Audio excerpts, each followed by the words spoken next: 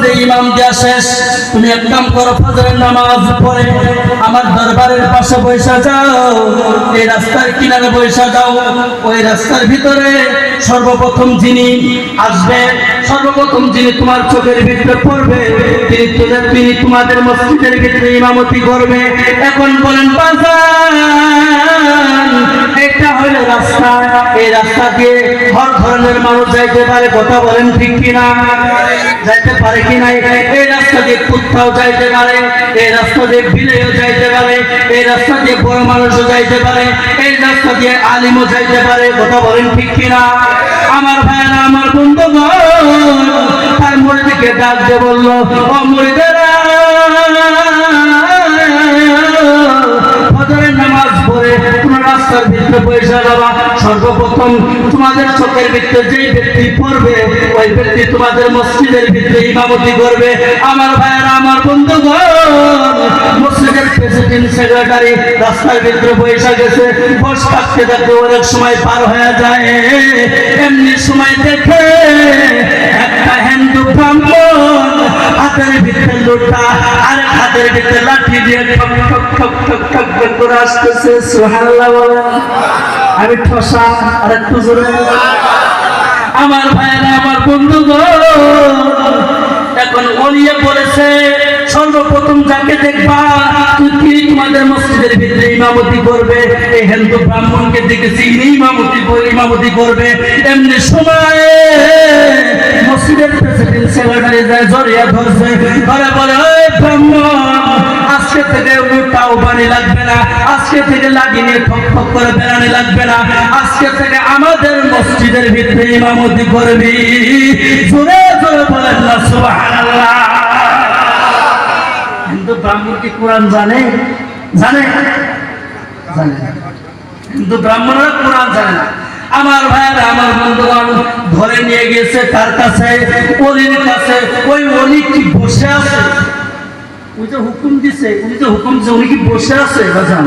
আমার ভাইয়েরা, আমার বন্ধুগণ, হাতের ভিতরে তসবিহ লয়া তিনি পশ্চিম মুখ হইয়া আল্লাহ তাবারক ওয়া তাআলাকে কলবের ভিতরে বসিয়ে রব্বুল আলামিনকে স্মরণ করতেছে।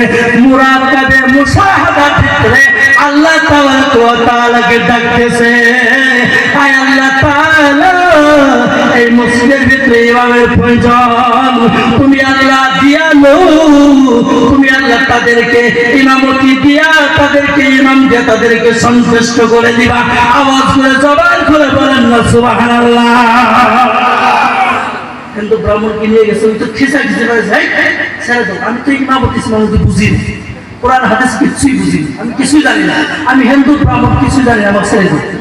অনুরোধ, জোরহাট।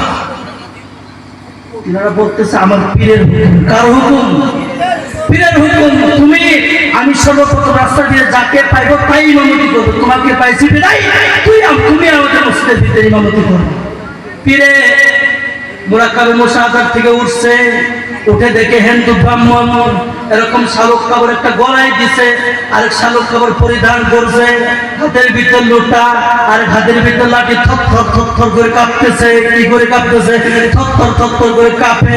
আমার ভাইয়েরা, আমার বন্ধুগণ, হিন্দু ব্রাহ্মণ বলে যারা আমাকে ধরে নিয়েছে তারা বোধহয় পাগল, আর যিনি এই জায়গার ভিতরে মুরাকাবে মুশাহাদার ভিতরে আছে তিনি বোধহয় একটু ভালো মানুষ। আমার ভাইয়েরা, আমার বন্ধুগণ, ওই পীরের দিকে চোখে চোখে চোখ রাখিয়া হিন্দু ব্রাহ্মণ দুই চোখের পরে ছেড়ে দিয়ে কান্দে কান্দে ডাক দিয়ে বলে, হুজুর গো, আমি কোরআন হাদিস বুঝি না, আমি কোরআন হাদিস জানি না, ইমামতি কাক বলে তাও বুঝি না, হুজুর গো আমাকে ছেড়ে দেন। তারা বলতেছে ইমামতি করবা, তারা বলতেছে ইমামতি করবা, তারা বলতেছে তারাবির নামাজ পড়াইবা। হুজুর তোরের থেকে বলতেছে হ্যাঁ তারাবি পড়াইতে লাগবে, মসজিদের ভিতরে ইমামতি করা লাগবে। হিন্দু ব্রাহ্মণ ডাক দিয়ে বলে, কোন পাগলের পাল্লাই বললাম? কোন পাগলের পাল্লাই? তারাও নাকি পাগল, ইউজে বসে পাগল। এই পাগল দুনিয়ার পাগল নয়, এই পাগল আল্লাহ তাবারক ওয়া তাআলা পাগল। সুবহানাল্লাহ।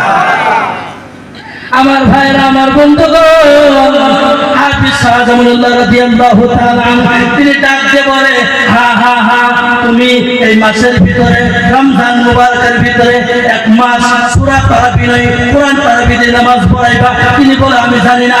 আমার ভাইরা আমার বন্ধুগণ, ওই পীর সাহেব হাফেজ শাহজামানুল্লাহ রাদিয়াল্লাহু তাআলা ডাক দিয়ে বলে বাবা রে,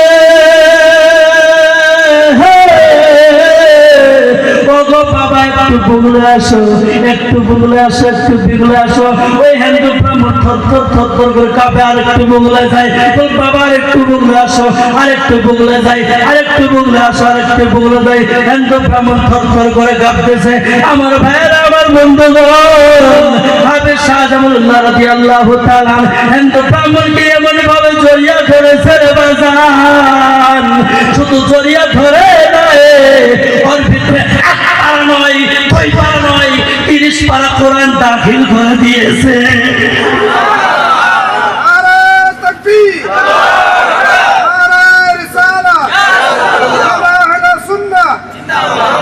আরেকটু সুরা বলে সুবহানাল্লাহ। তারাও ছিল ওলি, এখন আমরাও ওলি। হাই রে বড় বড় ওলি গো, হাই রে ওলি, ঘরে ঘরে ওলি, বাড়ি বাড়ি ওলি। বিসমিল্লাহ পড়বে না, উইও বলে ওলি।